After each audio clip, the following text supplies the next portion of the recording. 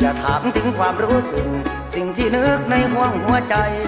จะถามคนอื่นทำไมถามหัวใจของเธอนั่นเองในใจเพ่งทำลายคนอื่นทั้งใจเรื่นหัวยุ่มอยู่ในสุขใช่ไหมตอบหน่อยทีชื่นใจใช่ไหมน่าจะดีใจล้นได้ฆ่าคนอย่างที่สมใจสร้างทุกข์บนหลังคนอื่นให้กำกลืนรักก็มองมาเองแกล้งถามว่าโง่เพราะใครตอบก็ได้ฉันพรมเพราะเธอตอบก็ได้ฉันพรมเพราะเธอ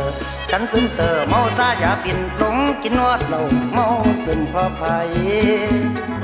ใครลืมว่าจาฉันปวดอุรานอนภาวะทุกคืนฉันทนกลับกลืนเธอควงใครมาดื่มเหล้าเมาแอนฉันดื่มแทนความรักหลอกนาแทนหญิงคนนั้น